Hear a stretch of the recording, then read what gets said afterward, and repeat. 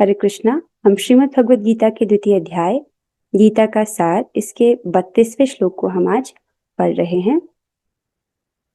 इन दो श्लोकों में श्लोक संख्या 31 और 32 में भगवान सकाम कर्म से प्राप्त होने वाले फलों के बारे में बता रहे हैं। पहले हम श्लोक की कुछ आवृत्ति करेंगे। मेरे पीछे बोलेगा। पहले डिम्पल जी आप बोलिए।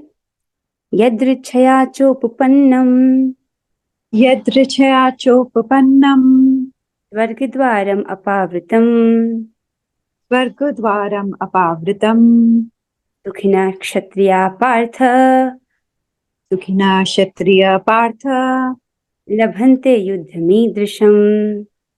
लभन्ते युद्धमीदृशम्। बहुत सुंदर डिम्पल जी, ने अच्छा किया। अभी कनक जी आप कीजिए। यदृच्छया चोपपन्नम यदृच्छया चोपपन्नम स्वर्गद्वारम अपावृतम स्वर्गद्वारम अपावृतम सुखिनः क्षत्रियः पार्थ सुखिनः क्षत्रिय पार्थ लभन्ते युद्धमीदृशम्। लभन्ते युद्धमीदृशम्। बहुत अच्छे कनक जी। नेक्स्ट है दीपिका मलिक जी, एक बार आप प्रयास करेंगी? कोशिश कीजिए माता जी, देखते हैं। जी माता जी। यदृच्छया चोपपन्नम यदृच्छया चोपपन्नम स्वर्गद्वारम अपावृतम स्वर्गद्वारम अपावृतम सुखिनः क्षत्रियाः पार्थ सुखिनः क्षत्रिया पार्थ लभन्ते युद्धमीदृशम्। लभन्ते दुःखमीदृशम्। बहुत अच्छे दीपिका जी। पता है क्या, जैसे छोटा बच्चा होता है ना, और वो शुरुआत में से कोई कविता सुनाता है माता पिता को, उनको कितनी खुशी होती है कि अरे मेरे बच्चे ने सुनाया।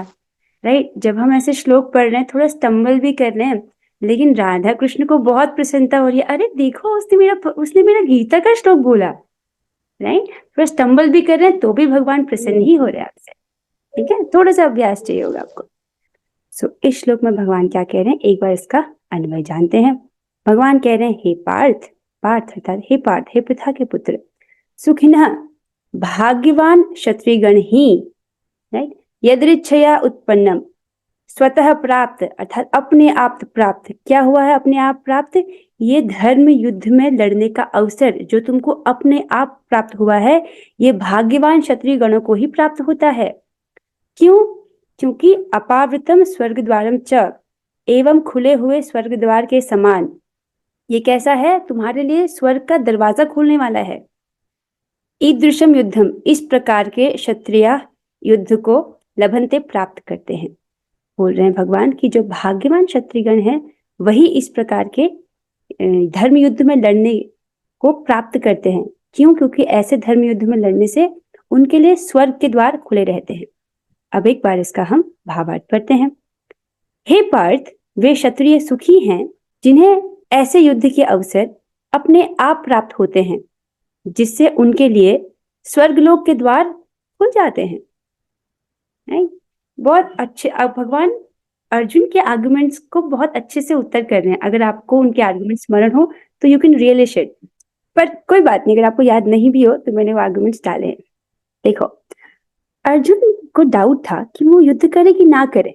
राइट, तो भगवान कह रहे कि तुम्हारे लिए युद्ध करना अच्छा है। क्यों? क्योंकि हे पार्थ, वे क्षत्रिय सुखी हैं जिन्हें ऐसे युद्ध का अवसर प्राप्त होता है। तुमको अपने आप एक ऐसा अवसर मिला है। कौन सा अवसर? धर्म युद्ध में लड़ने का अवसर मिला है। और एक क्षत्रिय के लिए इससे बड़े सुख की बात अब कुछ हो ही नहीं सकती है। राइट, ये उसके लिए सुख की बात है कि आपको धर्म युद्ध में लड़ने का अवसर मिला है। क्यों? क्योंकि उनके लिए स्वर्गलोक के द्वार खुल जाते हैं। धर्म युद्ध में अगर क्षत्रिय मर भी जाता है, अगर उसका जो शरीर है वो अपने प्राणों की आहुति दे देता है, तो उसको स्वर्गलोक की प्राप्ति होती है। राइट, जहां पर अर्जुन का आर्गुमेंट था ना, कि वो कह रहे थे, एक बार मैं पूरा आर्गुमेंट्स बता देती हूँ। अध्याय 1 तो यही है ना कि अर्जुन उसमें अपने आर्गुमेंट्स बोलते हैं, तो हमने बहुत डिटेल में पढ़ा है इसको।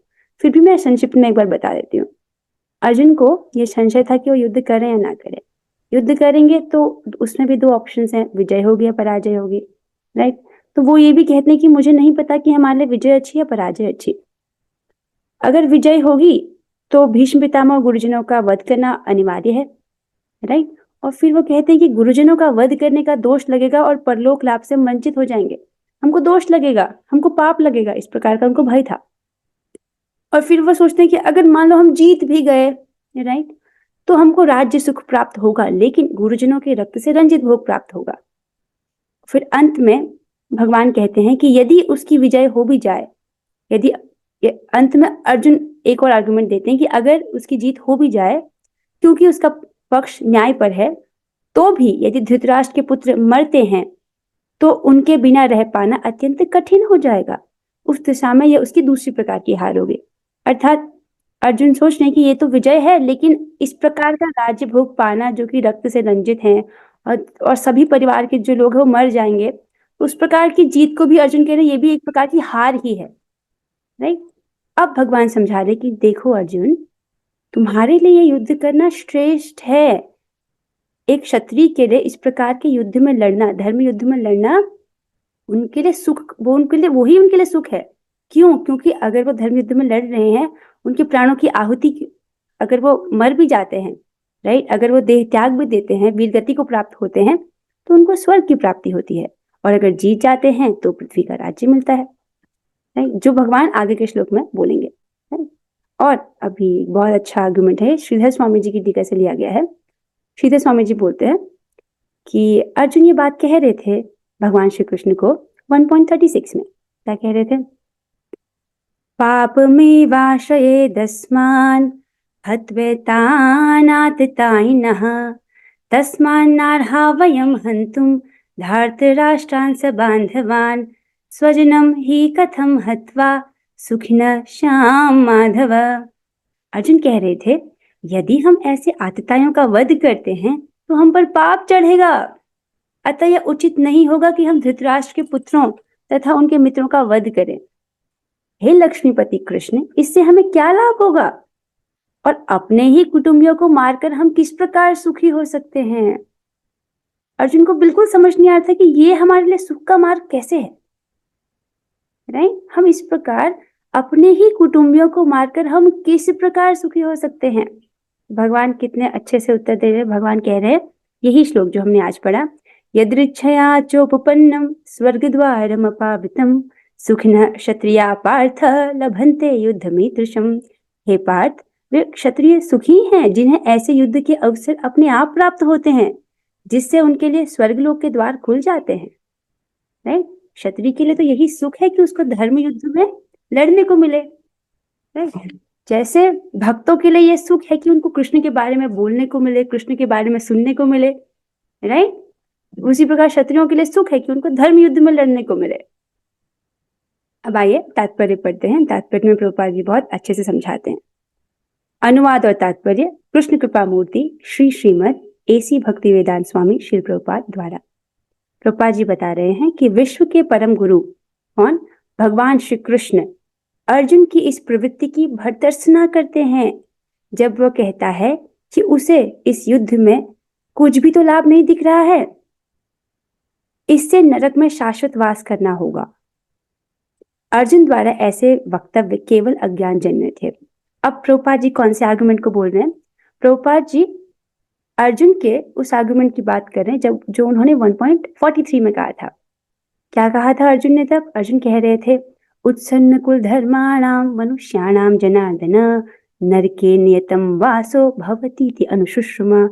हे प्रजापालक कृष्ण, मैंने गुरु परंपरा में सुना है, मैं अपने मन से नहीं बोल रहा हूं, मैंने गुरु परंपरा में सुना है, अर्थात ये सत्य है क्या कि जो लोग कुल धर्म का विनाश करते हैं वे सदैव नरक में वास करते हैं। इस प्रकार के आर्गुमेंट दे रहे थे अर्जुन। तो भगवान उनके इस आर्गुमेंट की भर्त्सना कर रहे हैं, उसको प्रोत्साहित नहीं कर रहे, क्योंकि ये प्रभुपाद जी समझा रहे ये इस प्रकार के जो आर्गुमेंट्स अर्जुन दे रहे हैं वो उनके अज्ञान जन्य हैं, उनकी इग्नोरेंस की वजह से हैं, राइट। और उसके उत्तर में भगवान कहते हैं कि नहीं, वे क्षत्रिय सुखी हैं जिन्हें ऐसे सुख के अवसर अपने आप प्राप्त होते हैं, जिससे उनके लिए स्वर्ग लोक के द्वार खुल जाते हैं। तुमको भय था ना नरक में वास का, राइट? नहीं, इस प्रकार के युद्ध में अगर तुम लड़ोगे तो ऐसे क्षत्रियों के लिए स्वर्गलोक के द्वार खुल जाते हैं।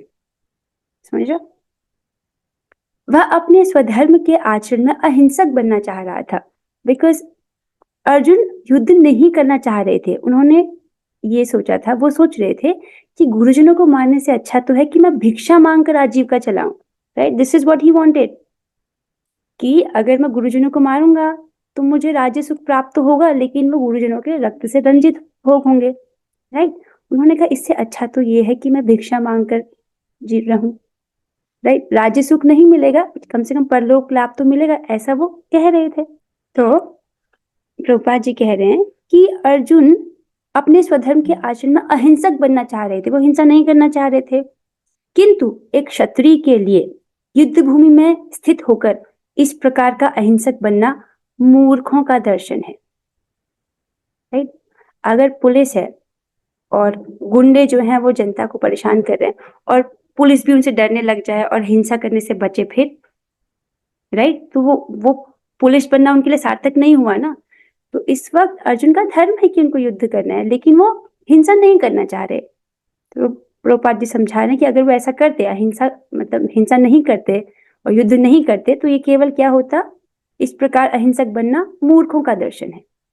This is not wise, this is not the right thing for Arjun.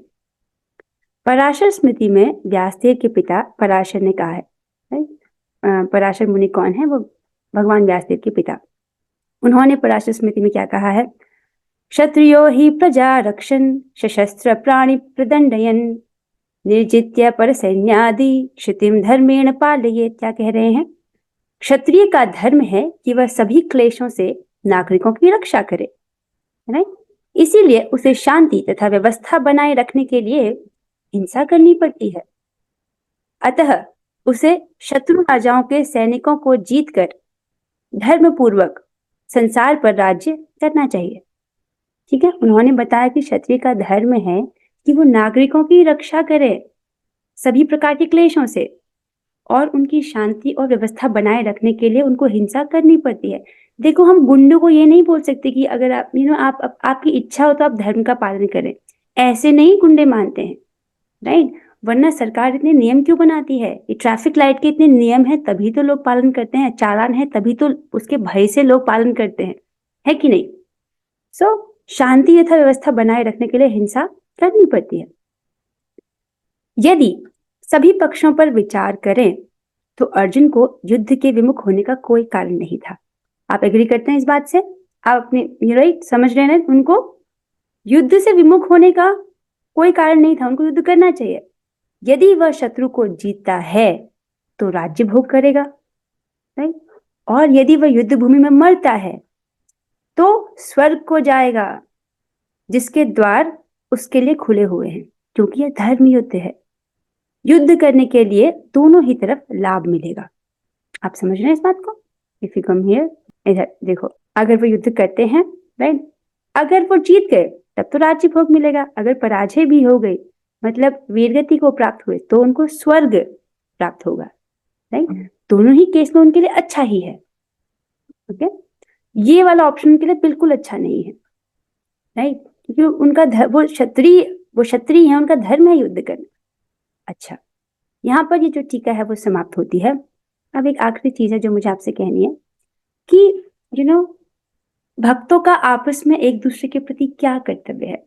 हम सब लोग साथ में आते हैं और भगवद गीता पढ़ते हैं, राइट, तो बहुत जरूरी है कि हमको भक्तों का संग मिले। देखिए, खुद से एक श्लोक पढ़ना रोज मुश्किल होता है कि नहीं। अगर आपको रोज पढ़ना हो गीता का एक श्लोक, इट इज हार्ड, पर जब हम भक्तों के संग में आकर करते हैं तो आसानी से हो जाता है, पता ही नहीं चलता आधा घंटा कैसे बीत गया, है कि नहीं।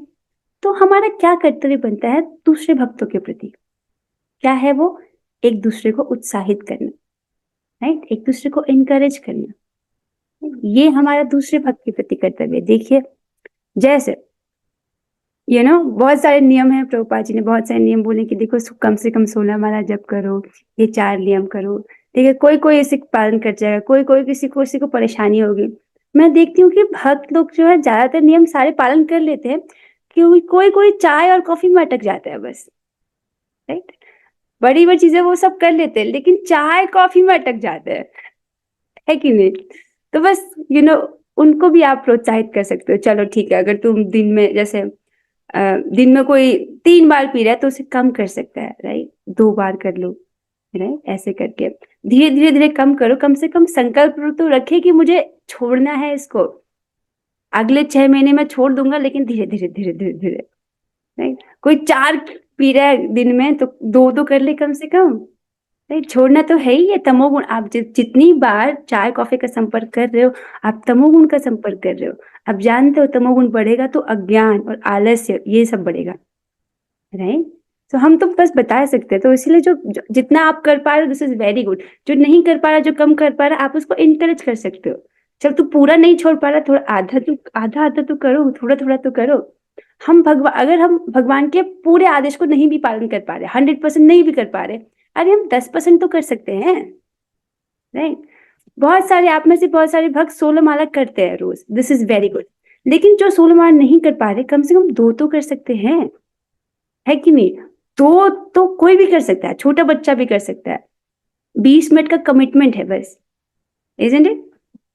तो 100% नहीं भी कर पाओ, जितना कर पाओ उतना प्रयास करना चाहिए, क्योंकि भगवान ये देखते हैं कि अरे ये मेरे आदेश को पालन करने का प्रयास कर रही है, ये मेरे आदेश को पालन करने का प्रयास कर रहा है, और वो बहुत प्रसन्न होते हैं, फिर वो आपकी सहायता करते हैं।